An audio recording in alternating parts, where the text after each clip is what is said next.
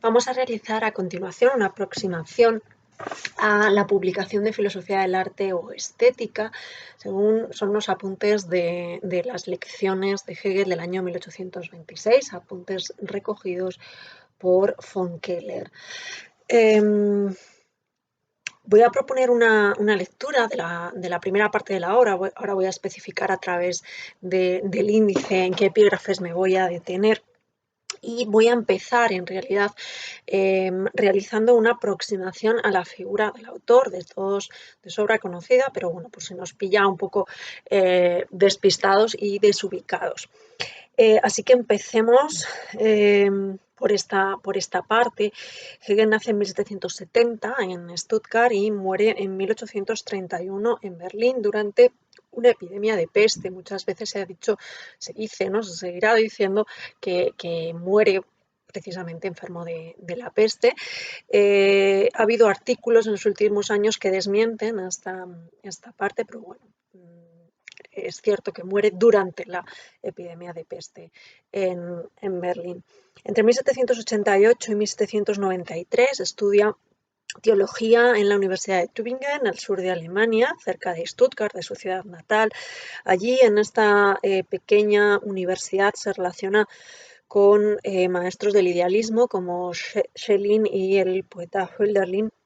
Y tengamos en cuenta esta fecha, 1788-1793, se encuentra en Tübingen, por lo tanto es allí donde conoce las noticias acerca de la Revolución Francesa. Entre 1793 y 1800 vive en Berna y Frankfurt, escribe sus escritos de juventud que publicará, sin embargo, póstumamente.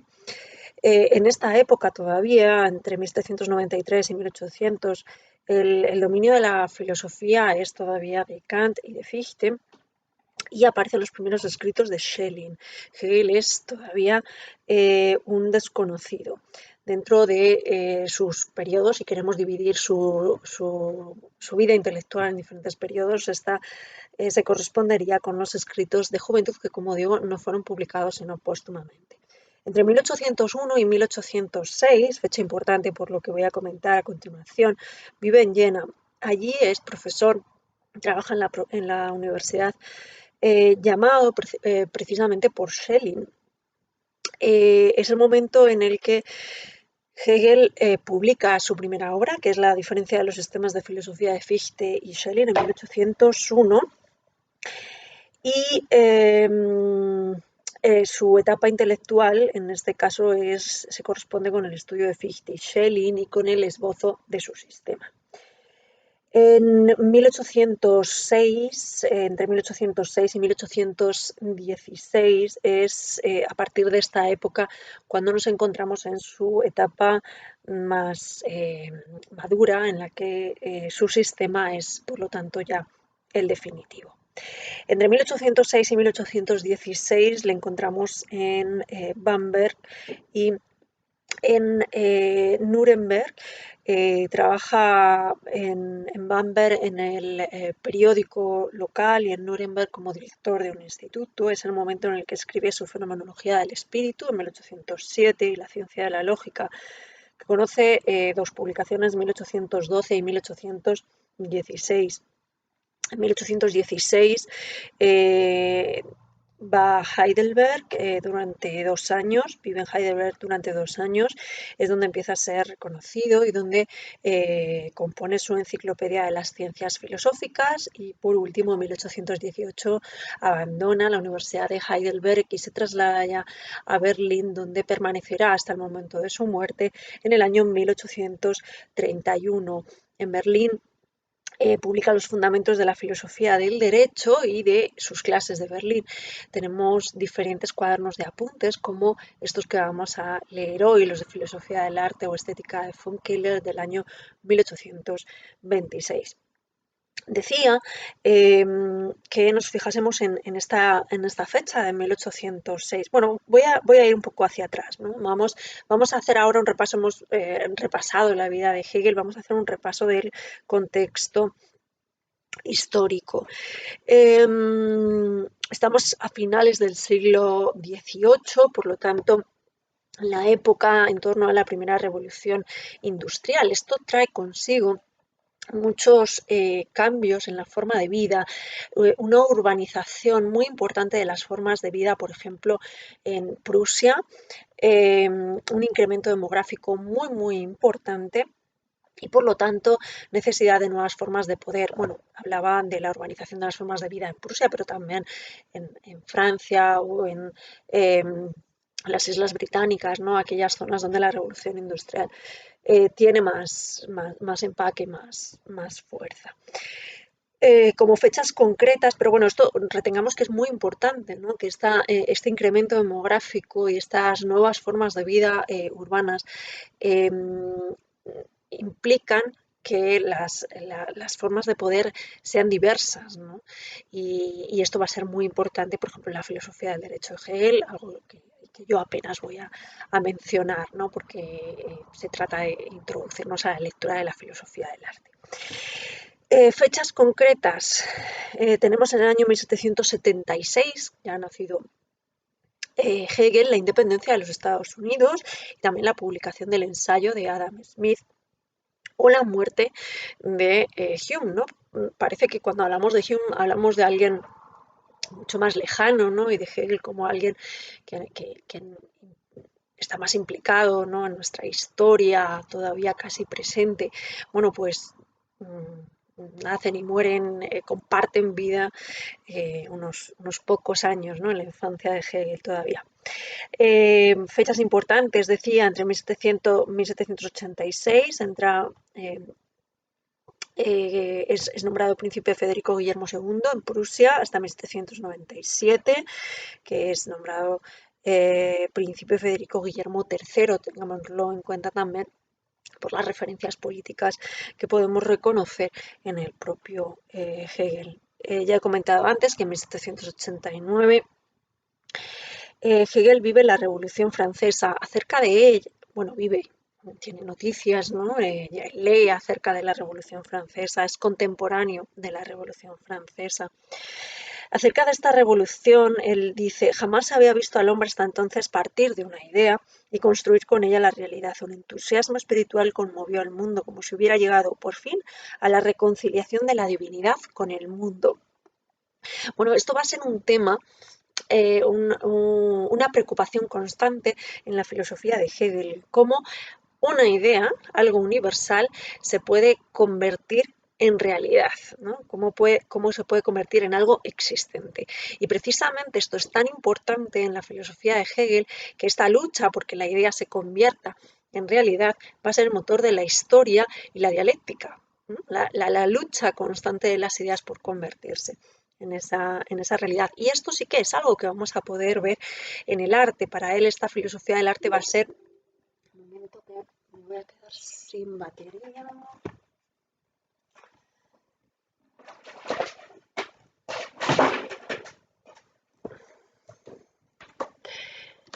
Decía la filosofía del arte.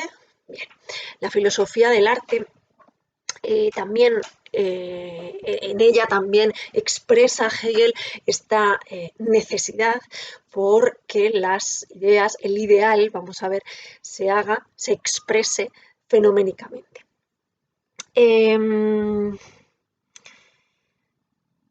Otras fechas importantes, en 1791 se publica la Declaración de los Derechos del Hombre. Estamos en la época en que Goya está pintando sus cuadros. Esto, bueno, lo digo porque, como decía, vamos a hablar de la filosofía del arte, ¿no? ¿Qué está pasando en el mundo del arte en ese momento? Pensemos en Goya y claro, en Goya también es importante la figura de Napoleón, la figura del poder, del dominio francés, ¿no? Y eso va a ser muy relevante en la vida de Hegel también. En 1799 Napoleón da un golpe de Estado, establece el consulado en 1804 con un código civil que pretende aplicar legalmente los principios de la revolución, pero en 1804, a finales de 1804, se proclama emperador, por cierto, año de la muerte de Kant. Se continúan una serie de años con luchas continuas encabezadas contra Gran Bretaña, en Trafalgar, por ejemplo, y muy importante, decía antes, la fecha de 1806. Hegel se encontraba en Jena, en la Universidad de Jena, hasta 1806. ¿Por qué la abandona? Porque Napoleón tomó la ciudad de Jena y se cerró la Universidad de Jena, momento en el cual Hegel tiene que abandonar la ciudad. Y es cuando se va a la ciudad de Bamberg y de Nuremberg. Em, bueno, pues hasta, como sabéis, los años pasados, los primeros 10 años del siglo XIX, hasta 1813, que Napoleón conoce una derrota en Leipzig y se tiene que retirar de Rusia, pues el dominio de Napoleón y sus luchas constantes van a ser pues, el escenario al final en el que Hegel está desarrollando también su filosofía. Bueno, no he citado la batalla de Bailén, pero bueno, sabéis que entre medias, ¿no? También tiene lugar en 1808. Y bueno, a partir de 1814, 1815 se celebra el Congreso de Viena, que intenta anular las reformas revolucionarias y volver al antiguo régimen a través de la restauración, por ejemplo, de los Borbones en Francia. Este es el contexto histórico en el que nos encontramos. Em, y bien, para continuar, mencionar un momento antes de ir a la propia lectura de la obra que comentaba, la filosofía del arte o estética, a comentar algunos apuntes relevantes de la filosofía de Hegel. Así, en general, esto es un despropósito, ¿no? Esto no es una presentación de la filosofía de Hegel, sino de algunos conceptos que son relevantes para entender la lectura de la filosofía del arte. Como decía, anteriormente, es una constante en el pensamiento de Hegel esa lucha porque la idea se convierta en realidad, ¿no? Se exteriorice y se construye a través de esa idea una realidad. Esto, os decía, se ve en la filosofía del arte. Y para Hegel es la expresión de una esperanza por una libertad que se encontraría en ese mundo de los ideales, ¿no?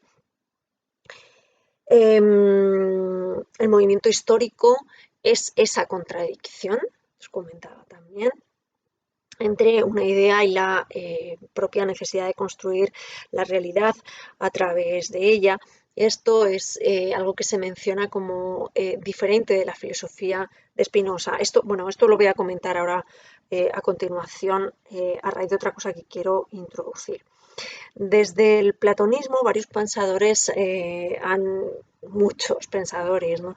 Han comprendido la realidad como una dualidad, ¿no? Simplemente podemos mencionar, por ser breves, a Platón, a Kant, entre ellos pues toda la configuración de la mentalidad occidental.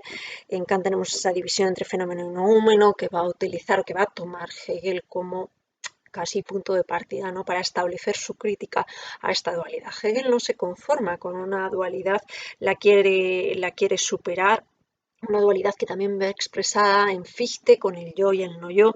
Quiere superar esa dualidad y para ello introduce lo infinito, que no es algo trascendente, sino que es algo inmanente, que contiene en sí lo finito y lo contradictorio. Los seres somos momentos de eso que sería infinito. El infinito es la totalidad de lo real. El criterio de verdad, por lo tanto, en Hegel no es la adecuación, sino la integración posible dentro de aquello que es infinito, que es lo absoluto. Este infinito es además dinámico y vivo. Esta es la diferencia, os mencionaba antes, con Spinoza, ¿no? No nos encontramos ante una naturaleza que sea estática, que lo contenga todo y que esté todo ya dado de antemano, sino que nos encontramos ante una naturaleza absoluta que contiene en sí a todas las contradicciones, pero que a la vez es constantemente dinámica, una especie de conflagración y superación constante. El infinito es dinámico, es vivo y se desarrolla por sus propias contradicciones. Es el resultado final de un proceso. Ese infinito que está en movimiento y además se conoce como tal es, por último, el espíritu. A esto es a donde quería llegar, ¿no? Os decía, antes de meternos en la filosofía del arte, que quiero mostrar algún concepto clave, ¿no? Este concepto es el del espíritu, ¿no? El del espíritu absoluto. ¿Qué es el espíritu? Bueno, el espíritu absoluto es, por lo tanto, esa infinitud de las contradicciones existentes que se saben tales y se saben en una superación constante y que se da esa superación en la propia historia. Que además deviene una plena autoconciencia de sí. La realidad es, por lo tanto, el despliegue del espíritu que pone la totalidad de lo real. Es así como podemos entender que todo lo racional es real y todo lo real es racional. Y aquí Hegel hace un apunte y nos dice que el papel de la filosofía no va a ser prever, ¿no? El futuro. Esto tal vez se dice que puede ser una respuesta a algún texto kantiano, sino que el papel de la filosofía va a ser leer e interpretar el pasado, comprender la propia realidad. Bueno, pues hasta aquí para situarnos un poco, ¿no?, ante el escenario en el que nos encontramos. ¿Quién es Hegel? ¿En qué momento histórico estamos? Y este concepto suyo del espíritu que os animo a que investiguéis de una forma más cabal y más consecuente. Vamos ahora sí a realizar una lectura de la filosofía del arte o estética, apuntes de von Keller del año 1826. Bueno, el índice tiene 3 epígrafes principales. Podemos decir en realidad, perdón, que son 2 epígrafes principales, la parte general y la parte especial, pero antes de la parte general hay una serie de páginas sueltas y de epígrafes menores que yo he unificado en lo que sería la introducción, ¿de acuerdo? Así que asumamos que tiene 3 partes principales esta filosofía del arte o estética, que son la introducción, la parte general y la parte especial. Bueno, voy a hacer una lectura de la introducción y la sección primera de la parte general. En esta sección primera se enuncian cuáles son los temas y el punto de partida de la sección segunda, ¿de acuerdo? Así que podemos decir que vamos a conocer después de este vídeo lo que Hegel dice en la introducción y lo que Hegel dice en general, en resumen, en la parte general. Bien, vamos con la introducción, por lo tanto. La introducción comienza con una serie de páginas sueltas que se centran en 2 temas principales. El primero es la superioridad del espíritu sobre la naturaleza y el segundo es la introducción a la filosofía del arte. Acerca del primer tema, la superioridad del espíritu sobre la naturaleza. Hegel nos empieza a hablar. Os voy a enseñar el libro, que no lo he hecho, ¿no? Este es el libro que estamos comentando, es una edición muy cuidada de la editorial Abada. Solamente existe esta edición, es una edición bilingüe, ¿vale? Por eso se ve un tanto voluminosa, ¿no? Y con muchas notas, ayudándonos a encontrar las referencias, por ejemplo, a otros autores y demás. Me quedo aquí, por lo tanto, con mi libro para irlo siguiendo. Os decía entonces que la introducción empieza con una serie de páginas sueltas y el primer tema que tratan estas páginas es la superioridad del espíritu sobre la naturaleza. En concreto, en las primeras páginas, Hegel nos va a decir cuál es el objeto de estudio de esta filosofía del arte. El objeto de estudio, evidentemente, es lo bello, pero es lo bello artístico. ¿Por qué se detiene en lo bello artístico y no en lo bello natural? Él opone lo bello artístico a lo bello natural. Bueno, pues nos dice que porque lo bello artístico es superior a la belleza natural. ¿Y por qué es superior? Porque es una creación del espíritu, por eso es superior. A pesar de ello, a pesar de ser superior, porque es una creación del espíritu, esto no quiere decir que sea más bello que la naturaleza, porque a la vez nos dice, en el sentido más amplio, de que el arte mismo, solo de lejos, puede aproximarse a la belleza natural. Es muy curioso, o sea, a la vez que es superior la belleza artística porque es un producto espiritual, no por ello, no por ser superior, es más bella que la belleza natural. ¿Qué es la belleza natural? Bueno, no vamos a encontrar respuestas a todas las preguntas, no hay definiciones, no nos vamos a encontrar ante una serie de normas para crear el objeto bello, ni mucho menos, sino que es más bien un estudio de lo bello en tanto que lo reconocemos como tal. Me resulta muy curioso apuntar que cuando él da ejemplos de la belleza natural, nombra las siguientes cosas. Un hombre bello, eso es belleza natural. A esto le podríamos oponer, evidentemente, muchas objeciones, porque reconocer la belleza de un hombre no tiene una parte cultural, podríamos decirlo espiritual o histórica. Él considera que es un producto de la belleza natural. Un árbol es bello, es también una belleza natural, pero fijaos, una demostración bella. Eso es parte también de la belleza natural.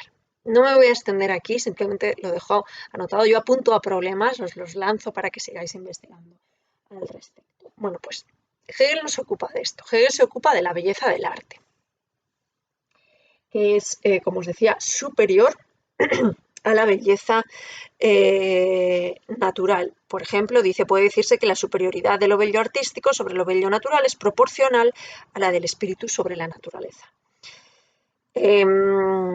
Acerca de ello, esto tiene que ver con la filosofía, con el sistema filosófico hegeliano. La superioridad del espíritu sobre la naturaleza se cifra en la propia autoconciencia, en tanto que el espíritu puede tener conciencia de si es superior a la naturaleza. Eso va a aparecer al final de nuestro comentario a la filosofía del arte. Vamos a ver que el ser humano es la figura precisamente que representa mejor la belleza porque puede tomar conciencia de sí. Lo bello artístico, sin embargo, dice, es engendrado por el espíritu y solo por eso es superior a la naturaleza. Para intentar entender cómo es posible que lo bello artístico solamente pueda alcanzar de alguna forma a lo bello natural y sin embargo sea superior, Hegel nos dice que en realidad lo bello natural, para intentar entender cómo casar estas dos cosas, ¿no? Nos dice bueno, que es que en realidad lo bello natural es tal porque el espíritu lo reconoce como bello. Es una forma de decir que la belleza se encuentra, o sea, incluso que la belleza natural, aunque es aquella que no es creada propiamente por el ser humano, el objeto en tanto que natural no es creado por el ser humano, pero en tanto que bello es reconocido por el ser humano. O sea, la belleza la pone el ser humano en su reconocimiento, también en la belleza natural. Y por último nos dice acerca de esta superioridad del espíritu sobre la naturaleza que el arte es un modo en cómo el hombre ha tomado conciencia de las supremas ideas de su espíritu. Encontramos que en las representaciones artísticas han depositado en los pueblos su intuición suprema. Bueno, os decía también que en esta introducción, en estas primeras páginas, además de este tema de la superioridad del espíritu sobre la naturaleza, se trata del tema de la introducción a la filosofía del arte. Hegel nos va a decir que en algunas ciencias no es necesario hacer una introducción cuando el objeto está bien definido, pero que desde luego este no es el caso de una filosofía que se dedique a una creación del espíritu, como es el caso de la filosofía del arte. Dice, el objeto no es del tipo que sus determinaciones estén tan universalmente fijadas que se pueda tomar esta o aquella determinación como inmediatamente admitida. Así que tenemos que explicar en primer lugar qué es el objeto, que es el objeto bello, ¿no? que tenemos que estudiar. Y bueno, lo que nos dice Hegel es que ese objeto es el resultado de un proceso en el que se da expresión fenoménica a una idea. y que esto es lo propio de la filosofía, que normalmente empieza desde objetos que son ya productos en sí mismos. Así dice, con el modo filosófico no puede ocurrir que partamos de presuposiciones, sino que lo presupuesto debe ser de tal manera que en él se presente su necesidad misma, la necesidad de expresión de lo bello a través de ese objeto. En la filosofía en general, todo debe ser resultado. El arte es una forma en la que el espíritu se lleva a aparición fenoménica, es un modo particular de su aparición fenoménica. Bueno, pues hasta aquí estas primeras páginas de la introducción, ¿de acuerdo? Como resumen, ¿qué es lo que nos dice Hegel en esta introducción? En primer lugar, que la belleza artística es superior a la belleza natural porque es un producto del espíritu, que esto no quiere decir que lo bello artístico sea más bello que lo bello natural, sino que tendríamos que valorarlo más porque es una creación del espíritu. Y en segundo lugar, que una filosofía del arte se merece una introducción porque las determinaciones del objeto no son conocidas de forma inmediata. Y en realidad el arte es el resultado de un proceso de expresión fenoménico de una idea de la belleza. Bien, dentro de la introducción, Hegel incluye un epígrafe que llama dificultades que se oponen a una filosofía del arte. Bien, y enumera varias dificultades. Esta parte creo que es bastante agradecida de leer y bastante sencilla, entre comillas, de entender, entre comillas, lo sencillo que puede resultar Hegel. Bueno, ¿qué dificultades se pueden oponer a una filosofía del arte? Bueno, pues dos principalmente.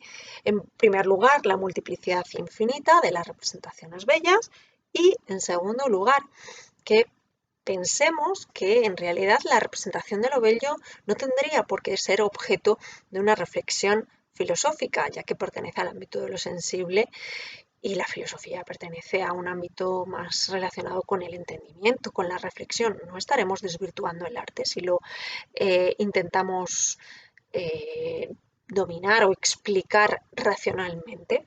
Bueno, vayamos al desarrollo de estas dificultades. Os decía, en primer lugar, Hegel hace mención a la multiplicidad infinita de las representaciones bellas, artísticas. Esto sería una dificultad si asumiéramos que el método adecuado científico de conocimiento es el método inductivo. Si partimos del método inductivo en el cual tenemos que conocer todas las singularidades para conseguir algo universal, desde luego que la filosofía del arte sería imposible porque la multiplicidad de las representaciones de lo bello son infinitas. Sin embargo, nos dice Hegel, y aquí me atrevo a decir que está pensando en Kant, Hegel nos dice lo siguiente. En general, la dirección de la filosofía ha cambiado. Es decir, podríamos hacer una filosofía del arte porque lo que nos importa o porque no partimos de la multiplicidad, no tenemos que tener en cuenta todas y cada una de las representaciones artísticas de lo bello para hablar de lo bello.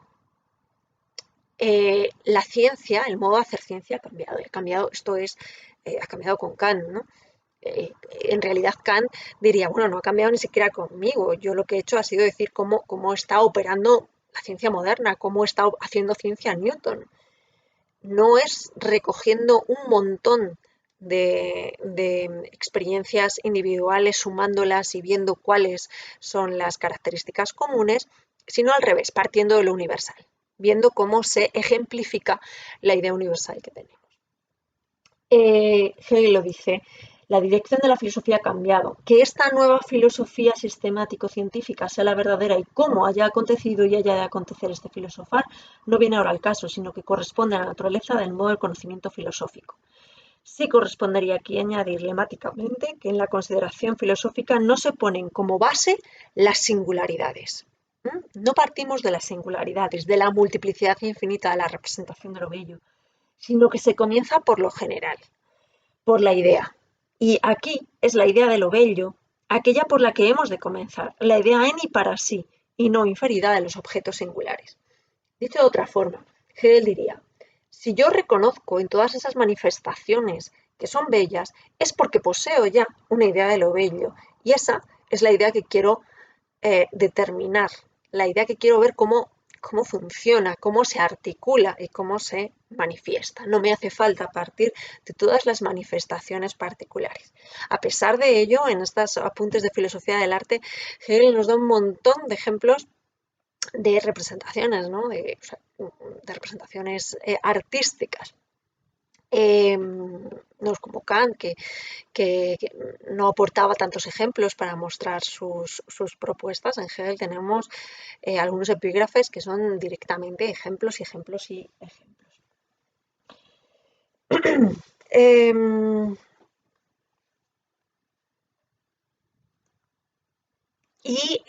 Os decía, estaba en el epígrafe que lleva por título Dificultades que se oponen a una filosofía del arte. La segunda dificultad sería que la intuición y la fantasía son refractarias del pensamiento.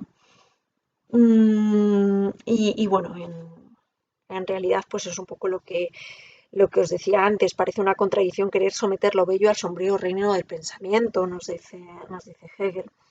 Pero esto no es así. ¿Por qué? Porque la obra de arte procede del espíritu. Lo que estamos haciendo es estudiar qué es lo que hace el espíritu, reflexionar acerca de la actividad del espíritu. La obra de arte procede del espíritu, es de naturaleza espiritual y por eso nos parece que está más próxima a nosotros que el producto natural, mientras que sobre lo espiritual podrá tener el espíritu conciencia de sí, una conciencia pensante, es decir, de hecho debería ser más sencillo y propiamente filosófica la reflexión acerca del arte, porque es una manifestación del espíritu. La obra de arte pertenece, nos dice Hegel, al dominio del concepto. Aquí os voy a dar en esta presentación, voy a detenerme en 3 citas de Hegel que me parecen muy relevantes porque en ellas se ve reflejada su época. ¿De acuerdo? Me parece por eso relevante, ¿no? O sea, cómo influye la época en Hegel, no me puedo extender en ello, os he dicho además, es más evidente en la filosofía del derecho, ¿no? Pero, bueno, cuando hay referencias me gusta detenerme un momento en ellas. ¿De qué arte está hablando Hegel? Bueno, pues él va a hablar sobre todo del arte del pasado. Tal vez penséis, y con acierto, que durante su época se está desarrollando el romanticismo y que en realidad su teoría filosófica va a estar muy cerca del romanticismo. Él la tiene en cuenta en esta filosofía del arte y nos va a decir cómo funciona el arte romántico, nos va a decir qué es, por qué es el arte romántico, cómo se expresa la idea en el arte romántico. Pero para él el culmen del arte, del momento artístico, es el arte clásico de Grecia principalmente. ¿Y por qué se da en ese momento, ¿no? en Grecia ese culmen, ¿no? ¿Por qué es clásico el arte clásico? Dice lo siguiente, puede añadirse que en nuestro tiempo tenemos una ocasión más precisa para considerar de modo pensante lo bello artístico, a saber, la relación que el arte tiene con nosotros, con el modo de nuestra cultura. Para nosotros la determinación suprema del arte es en conjunto algo pasado. ¿No? La determinación suprema del arte es pasada. Es para nosotros algo que ha ingresado en la representación. O sea, estamos en un momento en el que lo que tenemos son... un momento, voy a quitar el sonido. Vale. Lo que tenemos son representaciones artísticas, ¿no? Él no reconoce obras que sean supremas en su época. Dice, cabe lamentar, dice, la peculiar representación del arte ya no tiene para nosotros la inmediatez que tenía en el tiempo de su apogeo supremo. Cabe lamentar que para nosotros los tiempos bellos hayan pasado y achacar a ello a que la penuria de la vida haya aumentado por la complicación propia de la vida del Estado. lamentar que el ánimo esté prisionero en intereses mezquinos atendiendo a la utilidad o que el ánimo general haya perdido la libertad necesaria para vivir el desinteresado disfrute del arte. Sin duda alguna, nuestra situación es del tipo en el que dominan las reglas generales, las leyes, llamadas a menudo concepto. El individuo está determinado por la ley, un aspecto desde luego no propicio para la vida artística. Y del lado de la cultura, de la reflexión, sucede que también en nuestra inteligencia haya más costumbre de establecer puntos de vista generales y conforme a ellos, de determinar lo particular respecto a la acción y el juicio. En interés del arte exigimos más bien una vitalidad. Muy importante este concepto de vitalidad, ¿de acuerdo? El concepto de vitalidad es muy importante en la filosofía del arte de Hegel, porque el arte, el buen artista, lo que tiene que conseguir es representar esa vitalidad en el objeto representado. La vitalidad es la vitalidad del espíritu, es lo que da el espíritu, ¿no? La propia vida. Un momento que se me ha cerrado, que tengo aquí un guión en otra pantalla y se me ha cerrado ahora. En interés del arte exigimos más bien una vitalidad y en ella no nos imaginamos que lo general esté presente tan abstractamente como la ley, el derecho o la máxima, sino que se identifique con el ánimo, con el corazón e incluso con la fantasía. No sería este tipo de vitalidad el predominante y por tanto no podrá alcanzarse ya la satisfacción de nuestro ánimo en objetos que nos representen esta vitalidad. Puede decirse que el punto de vista de aquella cultura donde el arte alcanza un interés esencial ya no es el nuestro. Fijaos, como os decía, estamos en una filosofía del arte, en una estética en la que no vamos a ver reflejada de una forma tan directa el contexto social e histórico en el que Hegel se encuentra, pero sí que lo vemos, ¿eh? Aunque sea en menor medida que en otras obras, pero sí que está representado y además él lo relaciona directamente. O sea, la forma de organizar el Estado implica o lleva consigo una cierta forma de desarrollar el arte predominante en una sociedad. Y esto es claro, ¿no? O sea, todo forma parte de la misma realidad. Os decía, en Hegel la verdad no es adecuación con la cosa, sino es en armonía. Todo está en armonía, todo está relacionado. Por lo tanto, por supuesto que tiene relación función, las funciones y la organización del Estado con la forma del desarrollo artístico. Y por último, en la introducción hay un epígrafe dedicado a los distintos enfoques sobre el fin último del arte. Es decir, ¿cuál es el fin último del arte? Y Hegel apunta a varias hipótesis. Empieza diciendo que el fin último del arte podría ser la imitación de la naturaleza. Y para él esto es un problema. ¿Por qué? Dice, bueno, para imitar la naturaleza, simplemente para imitar la forma exterior de un objeto natural, hablando como época finura filosófica, para representar una cosa, lo que necesitamos es habilidad y técnica. Y eso no es lo propio del arte, porque ahí no está lo original. Ahí no nos haría falta el espíritu prácticamente, sino solamente la técnica. Aquí recuerdo que el otro día en la clase que impartíamos, ¿no? de esta lectura hice la mención a la fotografía. ¿Cómo se relacionaría esto con la teoría del arte fotográfico? El artista fotográfico tiene en sus manos la posibilidad de ofrecernos una exposición perfecta del objeto externo. Sin embargo, para que sea una representación artística, esa fotografía además tiene que tener espíritu. Bueno, pues esto es lo que nos está diciendo Hegel también, ¿no? El propósito del arte, por lo tanto, no es simplemente imitar el objeto externo en sus líneas, en sus perfiles, Y además, este, este deleite simplemente es el deleite en una habilidad o en una técnica. Pero nos dice, el hombre puede mostrar mejor su habilidad en producciones que conciernen al espíritu como tal. Además, si el propósito del arte fuera imitar a la naturaleza, nos dice Hegel, sería siempre, veríamos siempre que tiene carencias. Cuando el hombre entra en rivalidad con la naturaleza, se trata de un mero artificio, y eso lo vamos a poder ver siempre. Hegel hace aquí una mención a Kant de la crítica del juicio, ¿no? En donde Kant habla de qué es la estética en su sistema y nos dice, hay hombres que pueden imitar el trino del ruiseñor.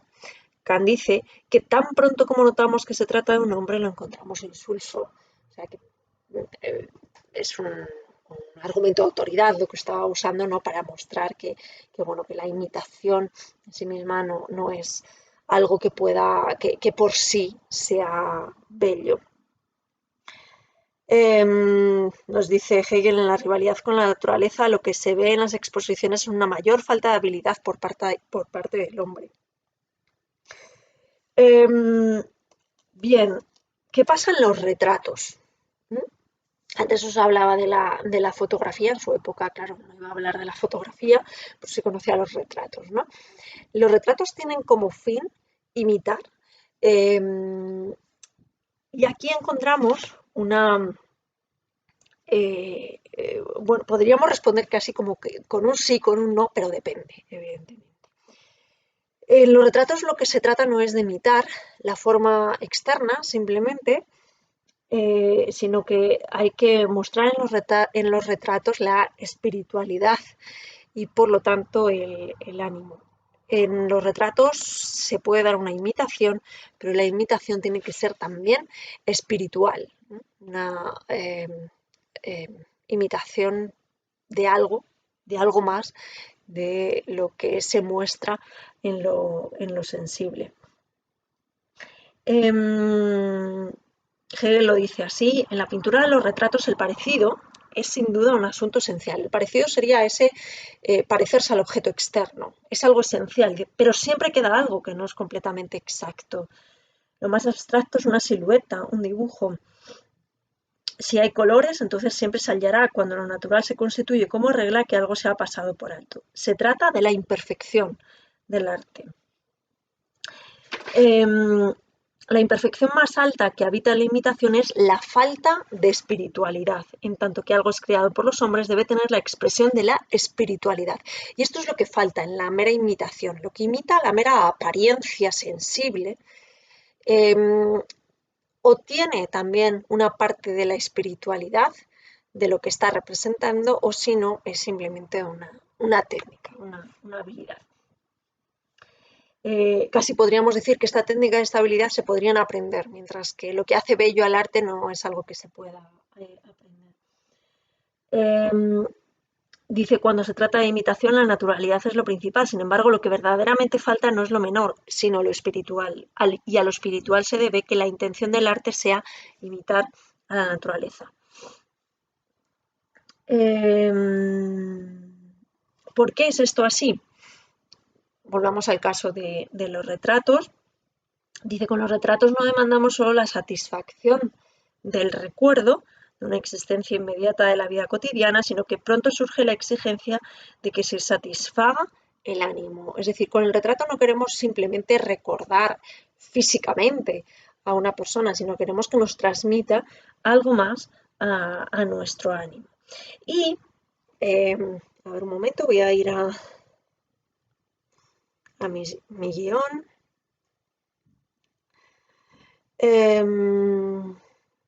Vale, entonces aquí en el momento en el que Hegel introduce el tema del ánimo, ¿no?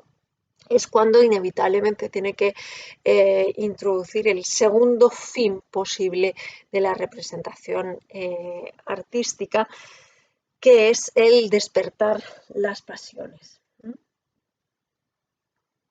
Termina el epígrafe dedicado a la imitación.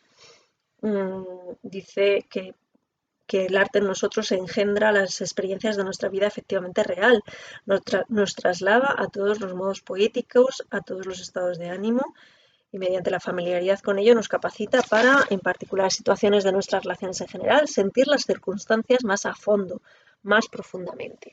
Bueno, como os decía, una vez llevados a este ámbito de lo anímico, de las pasiones, Hegel propone que el fin último del arte sea el despertar las pasiones.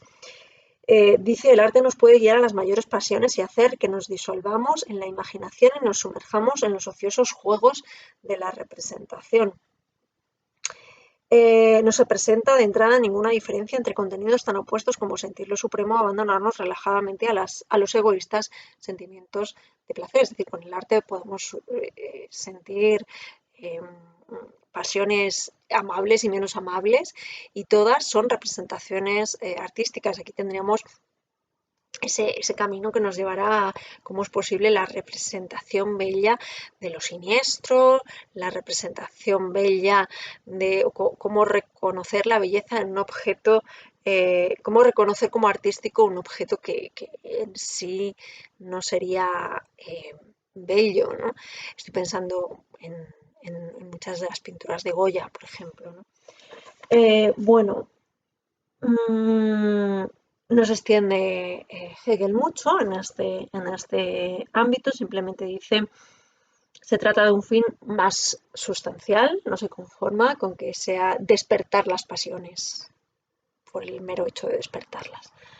Tiene que haber algo más en ese despertar de las pasiones. Como veis, estos fines propuestos para el arte en realidad no se anulan, sino que es una evolución. O sea, el fin último del arte no es la imitación, si es meramente imitación fenoménica, tiene que tener además lo espiritual. Esto espiritual tiene que despertar el ánimo, ese despertar del ánimo y de las pasiones altas y bajas, podríamos decir, tiene que tener un fin más propio, y ese fin lo presenta Hegel como el fin moral. El arte tiene que tener un fin moral. Vamos a detenernos un poco en qué significa que el arte tenga que tener un fin moral, porque desde luego es algo mucho más profundo que pensar que el arte nos tiene que educar o transmitir buenos valores. Es algo muchísimo más profundo y que simplemente podemos intentar resumir o ponernos a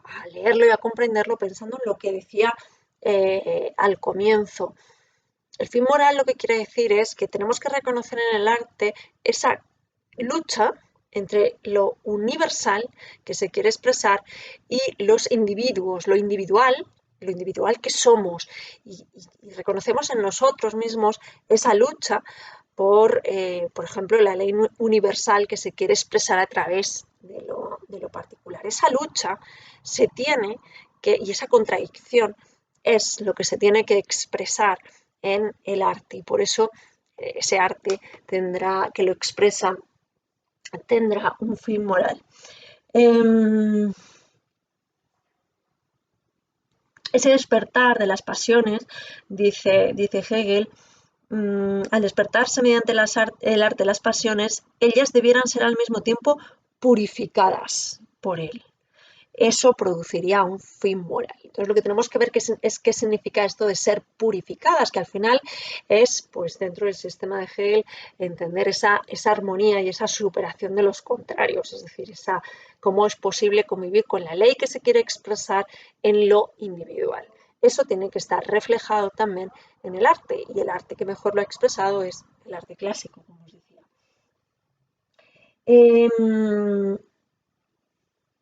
Bueno, aquí Hegel menciona varios ejemplos de pasiones, ¿no? De la representación de las pasiones. Como os decía, en Hegel encontramos muchos ejemplos, que no siempre es así en nuestros filósofos. Dice, por ejemplo, que ante el dolor sentimos un alivio cuando lo objetivamos, porque se objetiva el sentimiento, y dice, el sentimiento se rompe en la forma de la representación. Cuando representamos un sentimiento, parece que eso mismo nos alivia. Dice, este es el sentido de que existieran las plañideras, por ejemplo. Dice también en los poemas y en los cantos, que sería la objetivación de un sentimiento, el alma se aleja de la sensación. Es decir, parece que a través de esas representaciones lo que se hace es que vamos purificando esas pasiones. Bueno, purificar las pasiones va a significar en Hegel sencillamente, bueno, sencillamente no es tan sencillo, pero lo que va a significar es que no nos dejemos dominar por las pasiones. ¿No? El arte lo que va a conseguir es mostrarnos que en esa contienda entre lo eh, universal y las pasiones que pueden ser, que son expresión de lo particular, vamos a encontrar una armonía, vamos a encontrar una posible articulación, precisamente a través de la objetivación de la representación artística. Así dice, la purificación debe proseguir hasta un contenido determinado que se exponga como poder frente a las pasiones, frente a las sensaciones. Y este contenido recibe el nombre de fin moral. El arte debe contener algo superior ante la que se sometan las pasiones y reforzar lo moral, de modo que mediante ello el ánimo mismo se refuerce frente a las pasiones. Esto es lo que significa tener un fin moral, ¿no? Poder dominar nuestras pasiones. Al final es lo que nos está diciendo Hegel, pero otra vez, fijaos, de un ejercicio espiritual, ¿no? Que entendamos esas contradicciones. A ver, estoy leyendo mi guión, que no me deje nada por el camino. Bien, en este epígrafe podríamos preguntar, por lo tanto, ya que nos dice Hegel que el fin del arte es un fin moral, podríamos preguntarnos qué es entonces la moralidad. Bueno, la moralidad es que el hombre sepa la ley, que conozca su deber, que los tenga ante sí en su obra y que después actúe decidido, combatiendo y superando pasiones, inclinaciones o intereses efímeros. Fijaos, lo que tenemos aquí es que en la moralidad lo que hay es un reconocimiento de lo universal y a la vez un reconocimiento de lo individual y que ambos se expresen.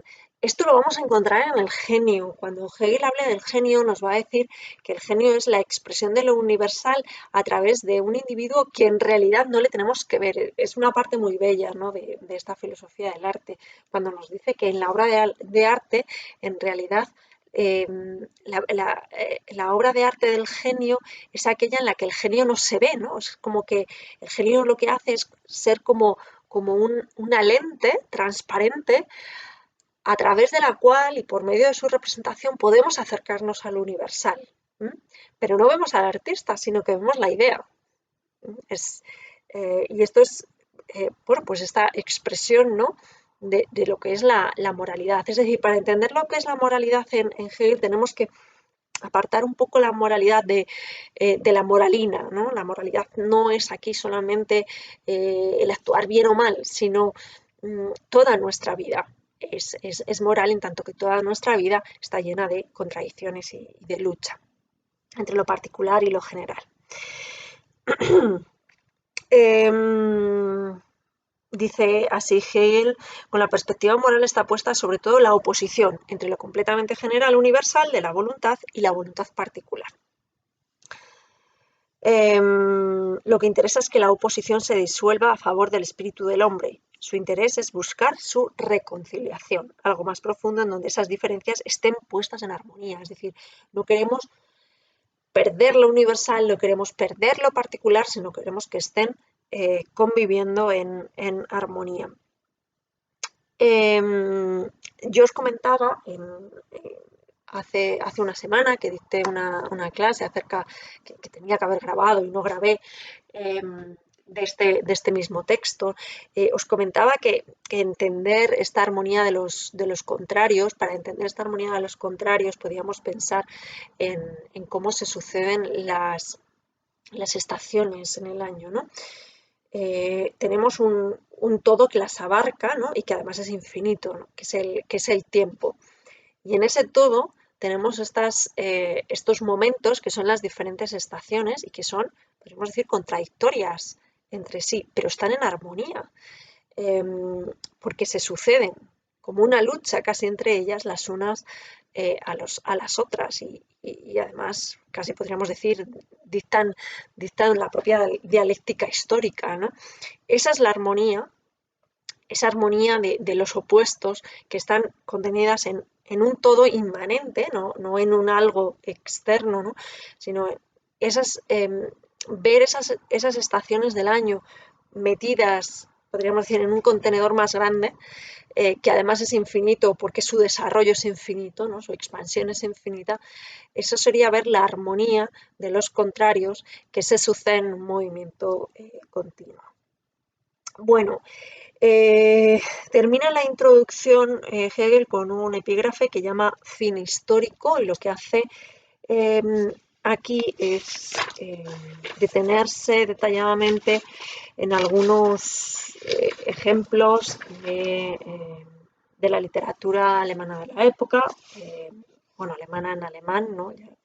Estamos en un momento en el que Alemania todavía como país unificado no existe. Se detiene en Schiller, en ejemplos de Schiller, de Goethe, de Schelling, de Fichte, para ver cómo en ellos se ha expresado esta contradicción y esta lucha. Bien, dicho lo cual, vamos a pasar a la parte general. Es decir, os decía que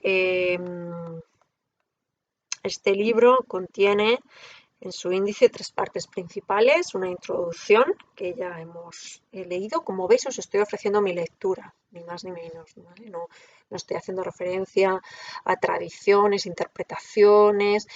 Estoy leyendo muchas citas de la obra, os estoy entresacando los temas más relevantes. Entonces, decía el índice, primero hay una introducción con unas páginas sueltas, un epígrafe que se dedica a las dificultades que se oponen a la filosofía del arte, otro epígrafe que se dedica a los distintos enfoques sobre el fin último del arte, y después empieza la parte general. Os decía que la parte general tiene 2 secciones y nos vamos a detener en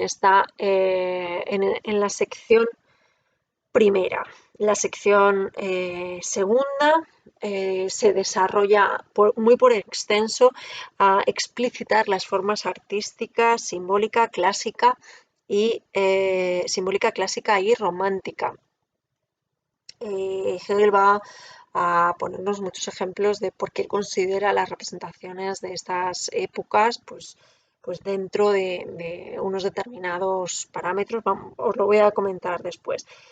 Os decía, lo deja enunciado ya en la sección primera, pero lo desarrolla por extenso en la sección segunda. Así que, a ver, vamos con la sección primera de la parte general.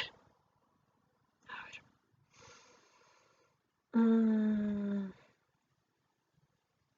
Vale.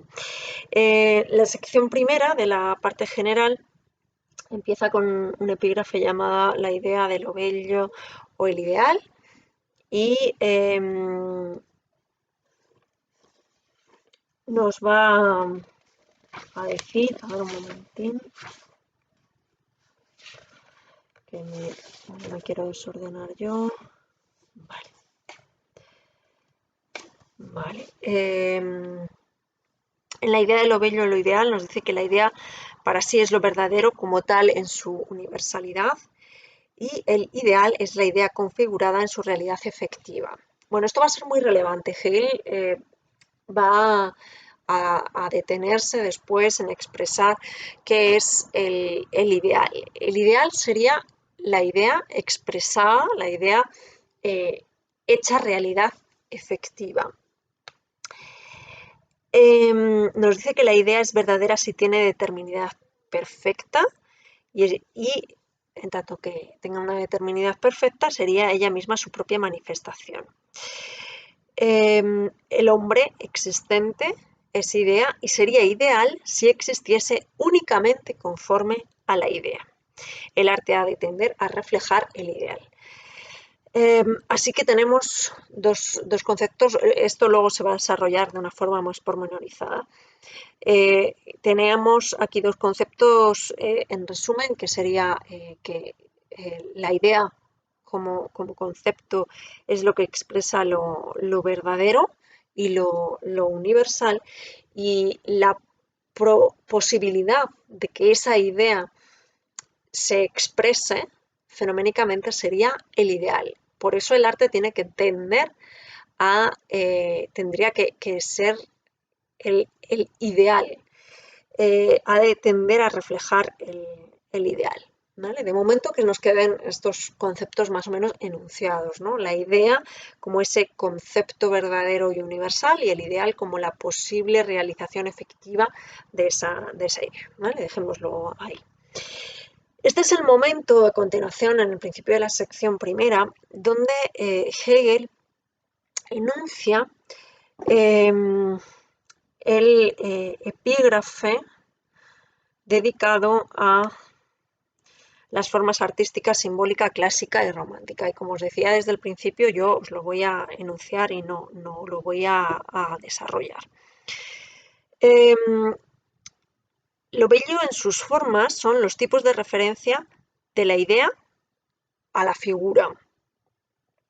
Es decir, cómo puede expresarse, de qué forma el arte ha conseguido expresar la idea.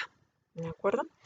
Y Hegel lo divide en tres etapas, ¿no? Tres modos históricos en los que el arte ha conseguido expresar esa idea. El primero es, os decía, la etapa simbólica. En esta etapa la idea está aún en un modo de sustancialidad, la idea es abstracta y su aparición fenoménica no es todavía la forma verdadera, la idea busca aún su configuración, aparece como sublimidad y es totalmente inadecuada la expresión de la idea a través del arte. La segunda etapa, la etapa clásica, es la forma del arte adecuada en la que la conformación de la idea se da en el fenómeno. El ideal está consumado.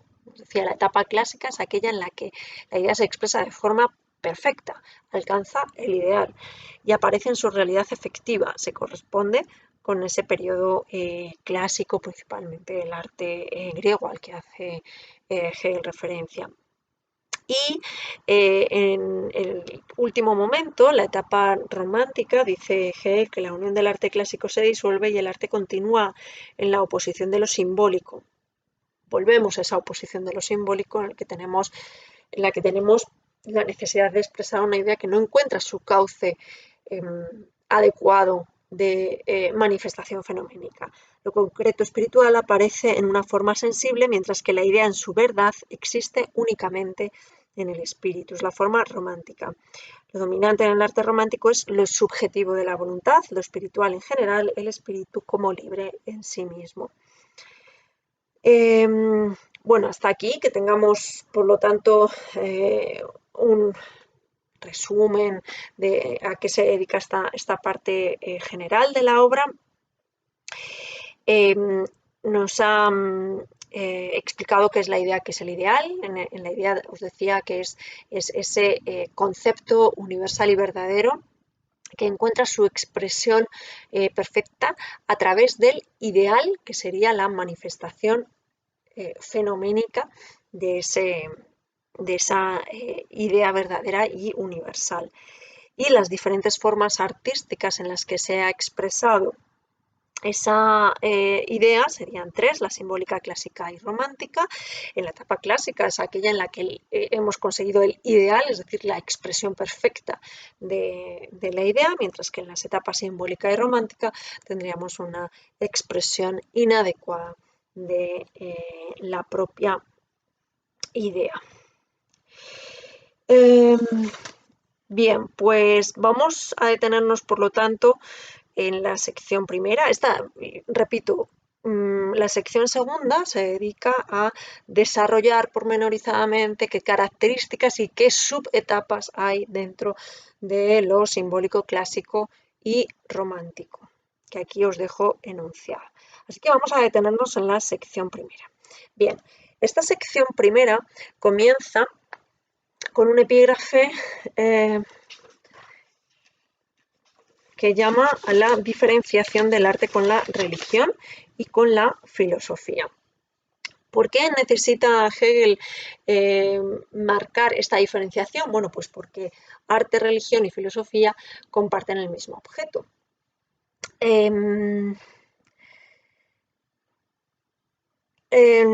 ¿Cuál es la diferencia? En la esfera del arte, tenemos que la esfera del arte se eleva por encima del ámbito de la naturaleza y del espíritu finito, sin ubicarse tampoco en lo lógico, donde el pensamiento se desarrolla como pensamiento para sí, pertenece esencialmente al ámbito absoluto. El arte es la conciencia intuitiva del espíritu absoluto, creo que esto es bastante clara, ocupándola de modo inmediato, sensible, de un modo de configuración inmediata. Eso sería el arte. En la religión, en la religión lo que tenemos es que la representación de lo absoluto, lo verdadero, se ofrece de modo subjetivo. Es decir, en el arte la relación con lo absoluto se da a través de la representación. En la religión la relación del absoluto se da a través del ánimo, de un modo subjetivo, y la relación con el objeto absoluto en la filosofía se da de forma también subjetiva, pero no a través del ánimo, no como un sentimiento, sino a través del pensar. ¿Vale? A esto se dedican las primeras páginas de esta sección primera, la diferenciación entre la religión, la filosofía y el arte. ¿Vale? El resumen es que la relación con lo absoluto en el arte es a través de la representación fenoménica, en la religión es a través de una representación y una relación subjetiva, anímica, sentimental, y en la filosofía la relación con ese objeto que es Dios es también subjetiva, pero a través del pensamiento. Bueno, el segundo epígrafe vuelve a retomar ese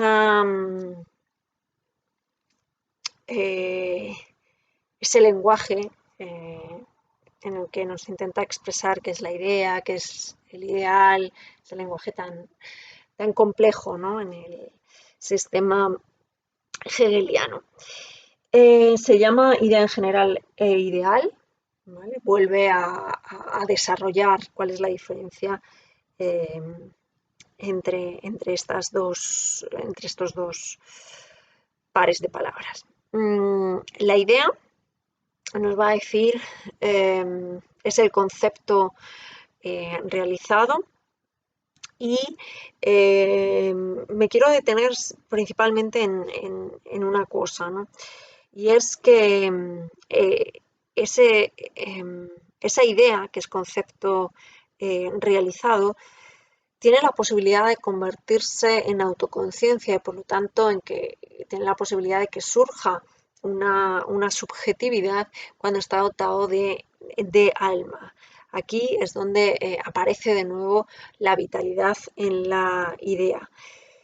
La idea se puede convertir en persona, en ser humano, cuando el aparecer del espíritu se da en la figura humana.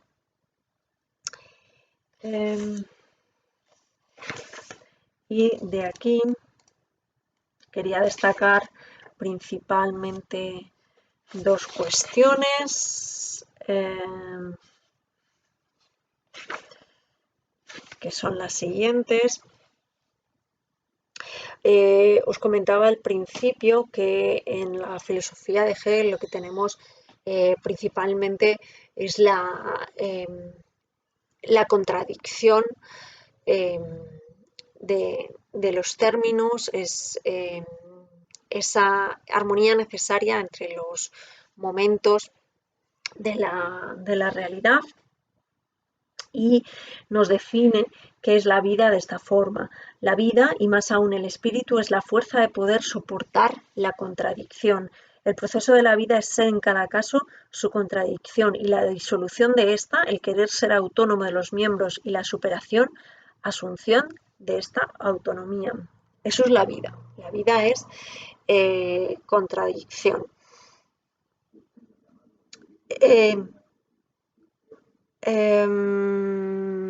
Y también os decía, quería destacar dos cosas. Lo siguiente es un ejemplo que él nos muestra a través del arte, que es cómo expresa el arte ese ideal, ¿no? Cómo hace el arte que la idea se manifieste y se convierta, por lo tanto, en lo ideal. Es decir, cómo alcanza el arte la manifestación de esa idea, convirtiéndola, por lo tanto, en ideal. Y nos dice así: ahora bien, el aparecer del espíritu se da en la figura humana. Esto tiene que ver con lo que antes he pasado muy, muy rápido por esto. ¿Qué quiere decir que el aparecer del espíritu se da en la figura humana? Os decía que la idea es el concepto realizado y que este concepto podía, en algunos casos, tener alma, conciencia de sí. Y es entonces cuando surgía el ser humano. Es decir, en el ser humano lo que tenemos es una idea. El ser humano es idea. Sería ideal cuando fuese perfecto. Pero el ser humano sería idea, ideal solamente cuando fuera perfecto, y es idea porque tiene alma y por lo tanto tiene una autoconciencia, es conciencia pensante. Por eso dice, el aparecer del espíritu se da en la figura humana. El hombre, por ejemplo, camina erguido solo por una voluntad inconsciente que le es inherente. El ojo animal es apagado, mientras que en el humano se reconoce el alma espiritual. Lo fisonómico muestra asimismo una elevada expresión de lo espiritual. La boca humana tiene en parte una función animal, pero al mismo tiempo se exponen en ellas las diversas pasiones. La mano del hombre es también en parte únicamente órgano de vitalidad, pero sin embargo es infinitamente distinta de la mano del mono. Con ello nos alzamos a la determinación del ideal, nos vamos alzando a esa determinación del ideal, que sería la expresión del espíritu absoluto, que se manifiesta en la figura humana.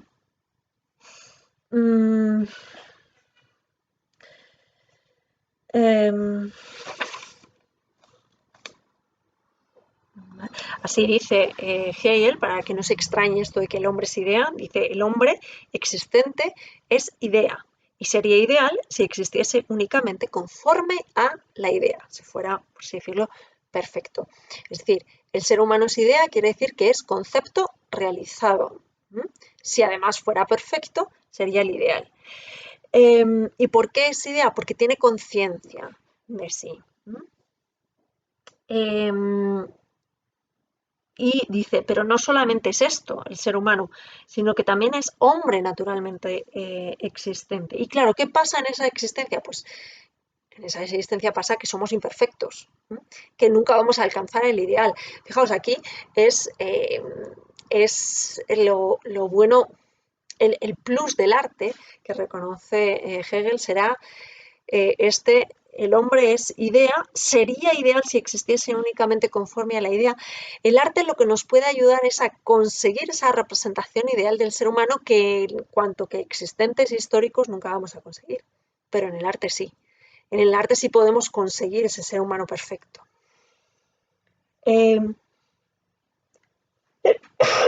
Nos dice, el concepto al entrar en la existencia accede con ello a la necesidad exterior. Vamos a perder la perfección, no vamos a ser perfectos. Y lo natural comienza a no ser ya adecuado a los ideales. Espero que haya quedado con esto claro que es idea, que es ideal en lugar del ser humano. La idea, al principio decíamos que era el concepto verdadero y universal, en tanto que realizado, y en tanto que esa idea es perfectamente realizada, sería el ideal. El ser humano es idea, por lo tanto, pero es idea imperfecta, porque estamos en el ámbito de la necesidad física, de la necesidad exterior. Y el arte lo que nos puede ayudar es acercarnos a ese ideal, a esa perfección. Así nos dice Hegel, y aquí por fin es a donde quería llegar. Decía, os he dicho al principio, hace un rato, que me quería detener en dos aspectos. Este es el segundo de ellos. El primero era el de que la vida es la fuerza de poder soportar la contradicción, La segunda cuestión relevante de este epígrafe me parecía esta, de un retratista que deba llevar al lienzo una determinada fisonomía, se dice en general con reprobación que él adorna. Pero si es un verdadero pintor, un artista, entonces tiene que adular, debe omitir del rostro en cuestión todo signo de exterioridad, como pelillos y otras sutiles determinaciones o tipos de piel que corresponden al reino de la contingencia de la vida precaria. Además, para que el retrato logre ser expresión de la peculiaridad espiritual y de la particularidad del carácter, no debe haber sido ese rostro solo una vez, sino haber conocido más o menos la manera del hombre, haberle oído hablar y observado en él las sensaciones del mismo. Solo así puede poner de relieve los rasgos que constituyen lo característico de un semblante, pues en una fisonomía tranquila se da menos la expresión de lo espiritual.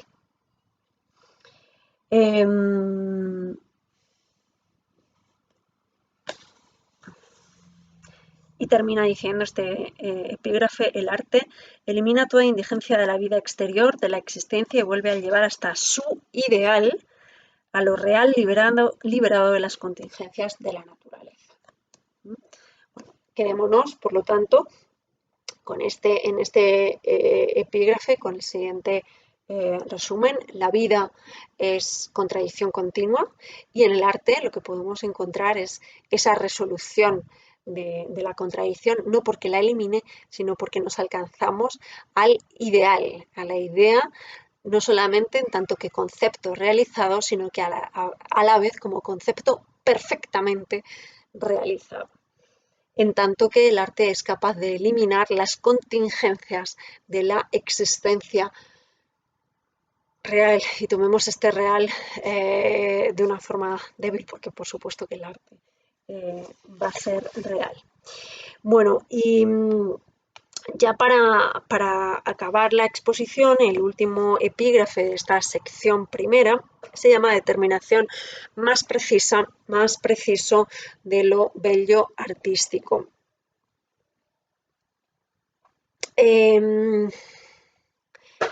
Está dividida en dos partes.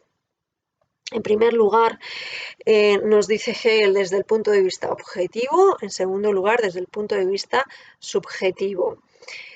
¿Cómo se determina, cómo aparece el objeto bello artístico? De esto es de lo que se trata, ¿no? ¿Cómo aparece el objeto bello artístico? En su objetividad, es decir, tanto que objeto externo, y la subjetividad de lo que se trata es cómo aparece en el artista, ¿vale? Aquí es donde aparece de una forma muy rápida, tal vez casi podemos decir demasiado rápida, nos quedamos con ganas de más, la teoría del genio en Hegel. Bueno, desde el punto de vista objetivo, Hegel analiza en lo bello artístico las siguientes notas.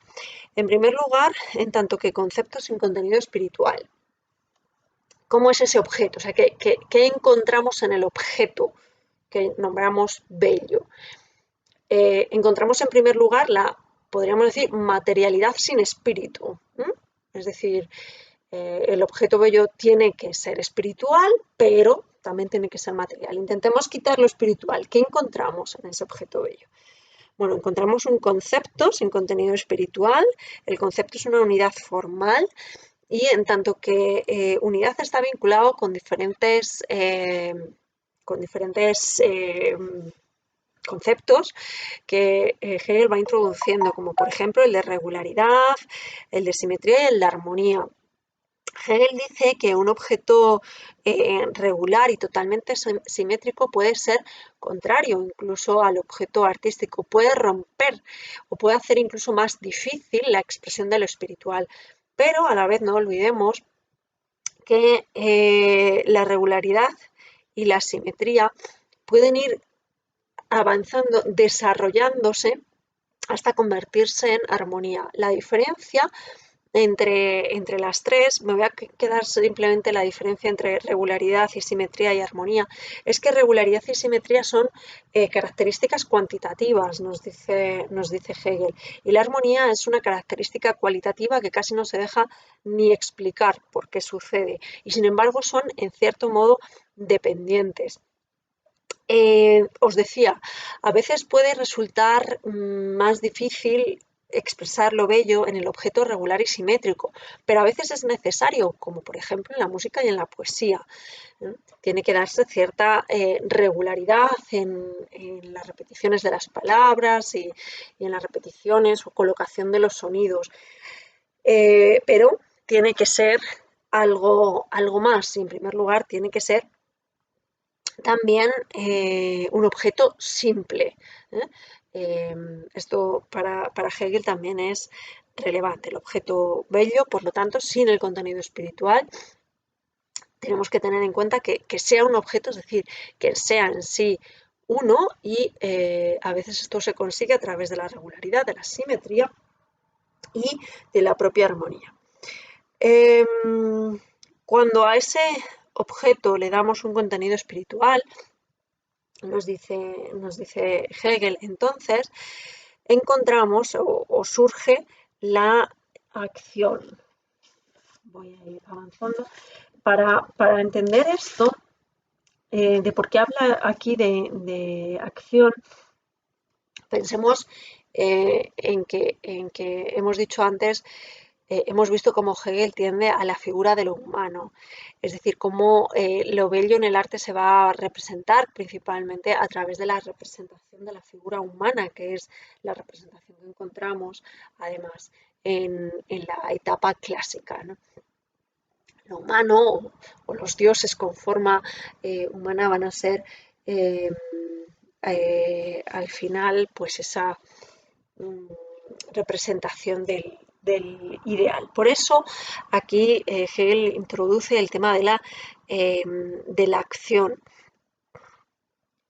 ¿Qué encontramos en el tema de la acción? Bueno, Hegel nos dice, una vez que tenemos esas figuras ya dotadas con cierta objetividad, esas figuras van a interactuar entre sí. Si veis, aquí no sé si os dais cuenta, es casi el momento, yo os pongo mis cartas sobre la mesa, en el que más difícil me resulta realizar el salto de un punto a otro, porque cuando Hegel está hablando de en la determinación más precisa de lo bello artístico, de un concepto sin contenido espiritual, nos habla de la regularidad, de la simetría, de la armonía, pues no parece que esté hablando de una representación del sujeto humano, aunque sí que pone algún ejemplo de que el sujeto humano es regular en los órganos que son externos, muestra regularidad en los brazos y en las piernas,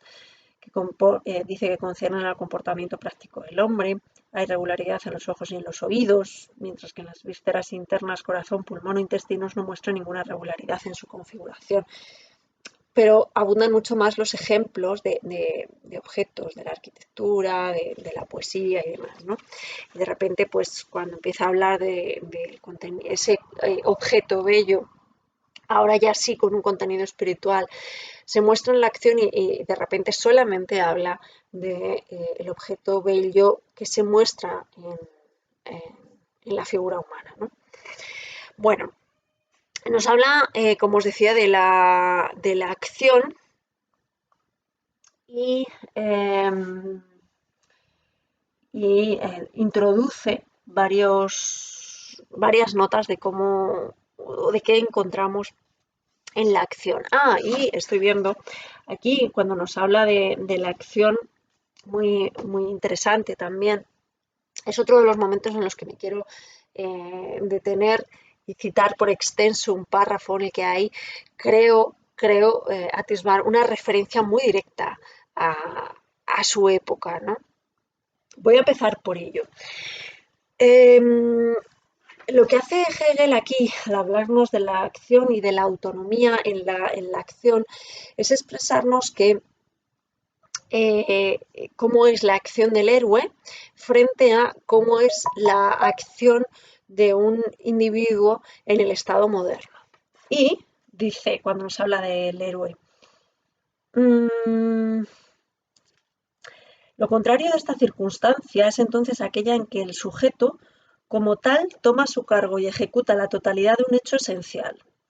La circunstancia de la edad heroica, donde los individuos existen autónomamente como héroes al hacer suya la totalidad de la acción. Ay, perdón, no estaba en el lugar adecuado, perdón.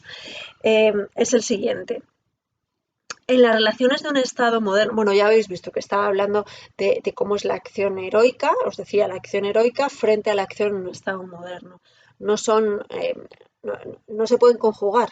O sea, la acción del héroe no puede tener lugar en el Estado moderno, porque en el Estado moderno tenemos una ley y los individuos se tienen que someter, tienen que actuar según esas leyes. En el Estado moderno vemos esa contradicción entre esa ley, ¿no?, universal y el sujeto particular, mientras que en el héroe lo que tenemos es que el héroe se da para sí mismo y solo para sí su propia ley, solo para sí, porque lo contrario sería muy kantiano, o sea, no es una ley que valga universalmente, sino que es un sujeto que se da para sí y solo para sí su propia ley.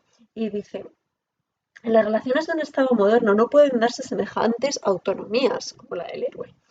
Los círculos que corresponden a la decisión particular de un individuo están muy limitados.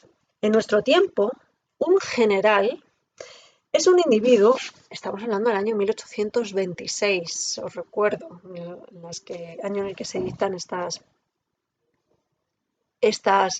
lecciones.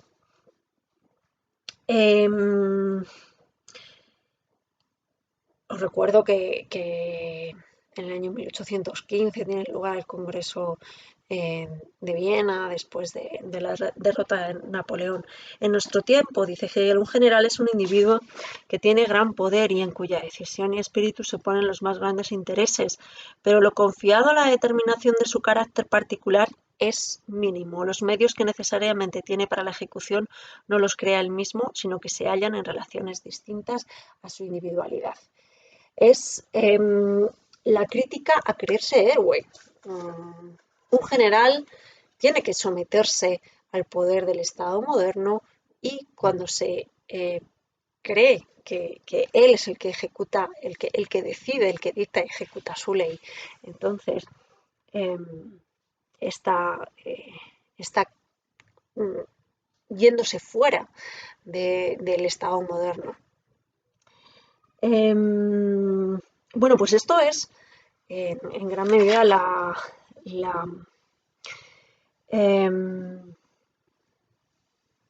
principal aportación de este epígrafe, o sea, de esta nota dedicada a la determinación más precisa de lo bello artístico, os decía, para situarnos de nuevo dentro de la determinación más precisa de lo bello artístico, desde el punto de vista objetivo. En primer lugar, Hegel nos dice que podemos encontrar el objeto en su pura materialidad, ¿no? El concepto da unidad y también da unidad la regularidad, la simetría y la armonía. El objeto tiene que ser, eso sí, simple, es decir, tiene que ser un objeto que encontremos expresado en lo bello artístico. Y en segundo lugar, os estaba diciendo que ese objeto, ya con figura humana, se ve implicado en una acción. Y Hegel desarrolla el significado de la acción, ¿no? Más o menos nos viene a decir que hay dos tipos de acciones, las que se desarrollan en el Estado moderno, con un orden jurídico externo, la justicia en oposición a la vitalidad subjetiva.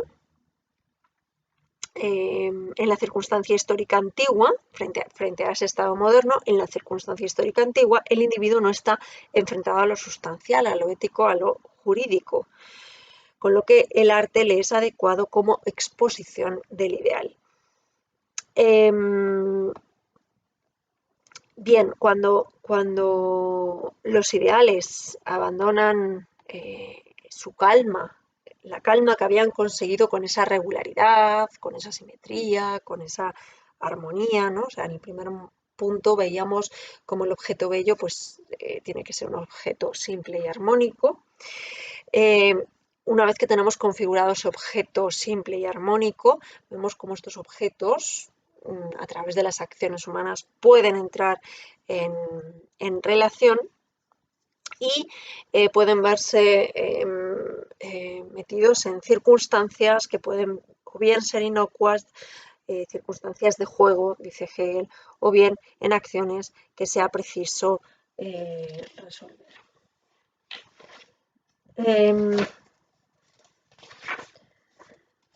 Bueno, voy a ir avanzando.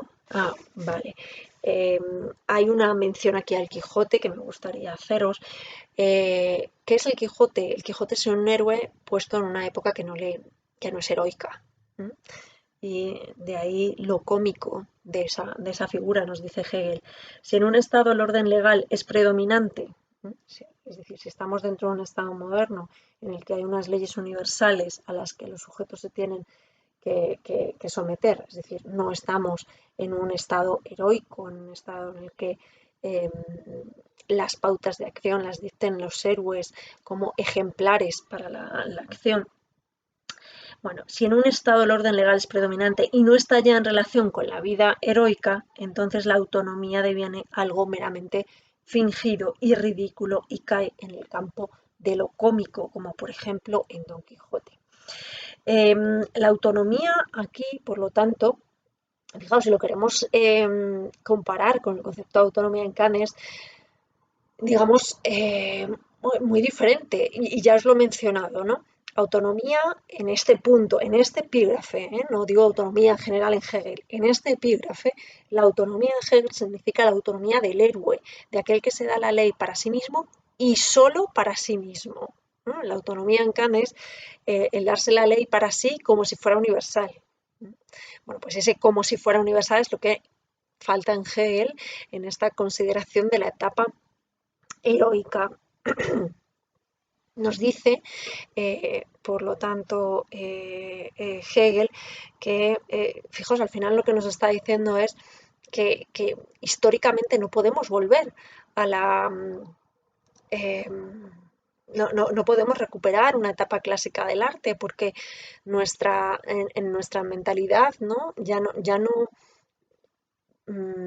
no hay esa armonía de una ley que se da en el individuo de una forma perfecta, como se daba en el héroe. Y a Hegel políticamente, o sea, aunque para él el culmen del arte es este momento clásico, el culmen del Estado no lo sería, ¿no? El Estado legal es el que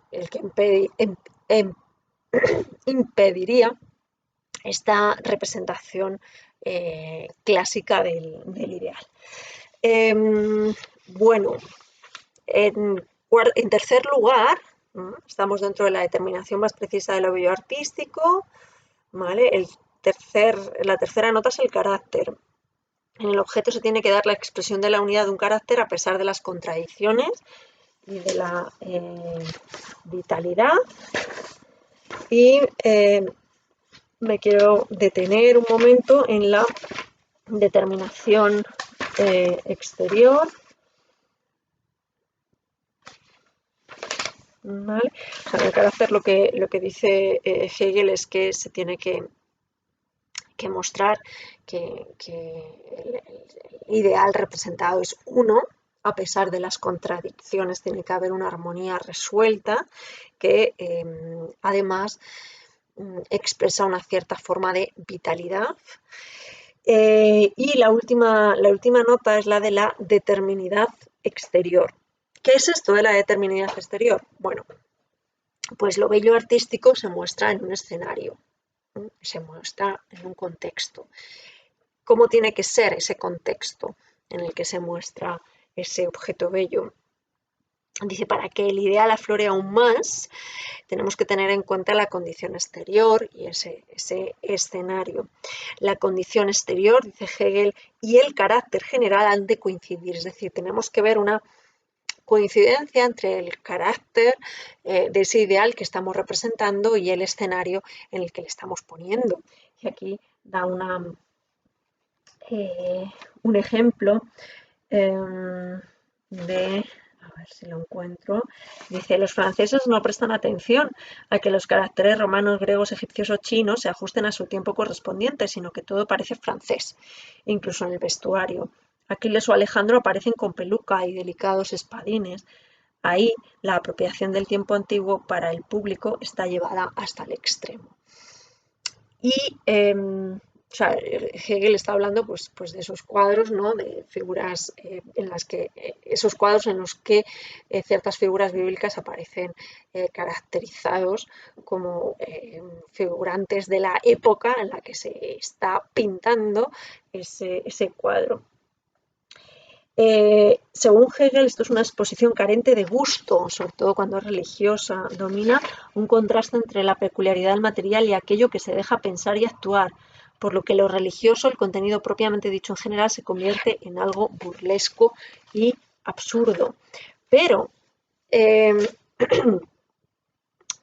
sí que dice que la representación artística tiene que mostrar un cierto, tiene que situarse sobre una cierta situación histórica de la cual nos podamos hacer cargo. Para que la obra de arte nos diga algo, tiene que estar en un suelo histórico que veamos como propio. También lo dice. Lo histórico solo es lo nuestro cuando ha sucedido en la nación a la que pertenecemos. No debe proceder de tiempos demasiado remotos y alejados. Aquí aparece un tema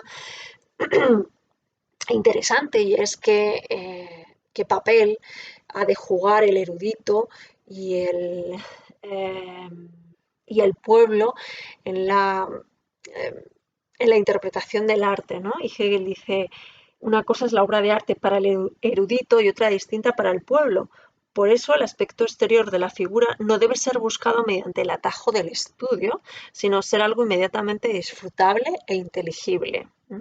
La figura exterior, el aspecto exterior. El aspecto exterior tiene que ser algo inteligible, ¿de acuerdo?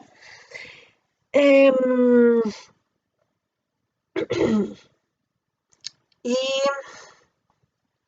Y bueno, pues para acabar, os decía, ¿vale? Dentro de esa sección primera de la parte general, en la que estamos estudiando la determinación más precisa de lo bello artístico, hemos visto, resumo, que desde el punto de vista objetivo, tanto que objeto, lo bello artístico tiene que ser, uno, mostrarse como un objeto simple. Esto es posible, sobre todo cuando se consigue una armonía que puede estar facilitada o a veces impedida a través de la regularidad y de la simetría. Una vez que hemos conseguido la representación de un carácter simple y armónico, estos caracteres, en la forma de ideales, es decir, con la figura humana, se introducen en ciertas acciones, es decir, interactúan entre sí.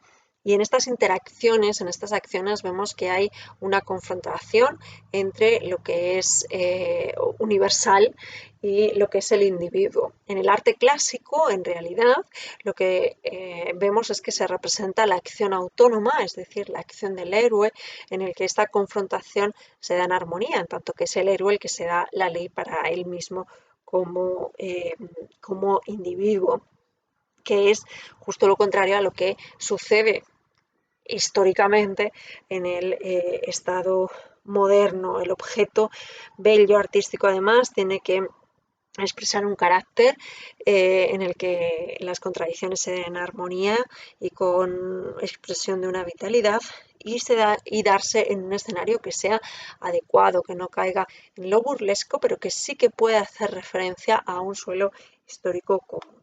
Y por último, en la determinación más precisa de lo bello artístico, decíamos que Hegel se detiene también a cómo aparece lo bello artístico en el sujeto creador, en el genio. Bueno, nos empieza diciendo Hegel que lo bello artístico procede de la fantasía, pero partiendo de la razón y la reflexión del artista para llevar con la fantasía de representación un contenido racional, es decir, no es el libre juego de la fantasía. Hegel es racionalista, ¿no? En ese sentido, y no puede negar la razón, pero sí que dice que la facultad del artista, del genio, es la fantasía. La libertad de la obra es la que se llama genio, unido a la vitalidad en la expresión del contenido de su ánimo. La inspiración no es expresar, esto ya lo he dicho con anterioridad, la inspiración no es el expresarse a sí mismo en la obra de arte.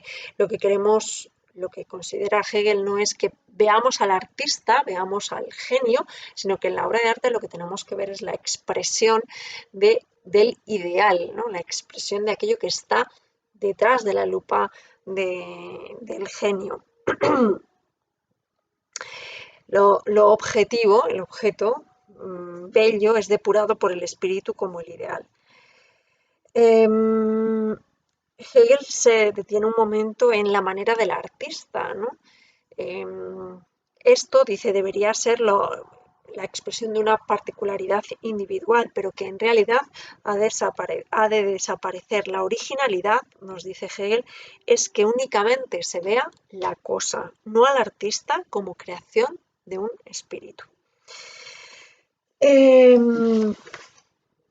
La autonomía, os leo la definición, el momento en el que habla del genio para acabar con esta exposición. Dice: la autonomía en la producción, la libertad de la obra, es lo que se ha llamado genio. En la obra de arte desempeña un papel especial la naturalidad del talento, pues aquella posee el elemento de la exposición sensible, el lado de la naturalidad. Que la idea no se dé en el modo del pensamiento, sino que esté íntimamente unida con el modo de la exterioridad. En los profundos pensamientos del artista no debe quedar suprimido el pensar, sino que hay que atender al hecho de que el pensar se configura de inmediato, y es precisamente eso que se configura en el artista lo característico del genio artístico. Bueno, pues hasta aquí esta exposición, esta lectura, mi lectura de la filosofía del arte, ¿vale? Quedaría por leer la última parte, que es la parte especial, que Hegel la dedica a la arquitectura con diferentes epígrafes. Se dedicaba a la arquitectura, a la escultura, a la pintura, a la música y a la poesía. Con esto os animo a que os acerquéis a la lectura de estas páginas para, pues, tener una idea de la concepción estética de la filosofía hegeliana.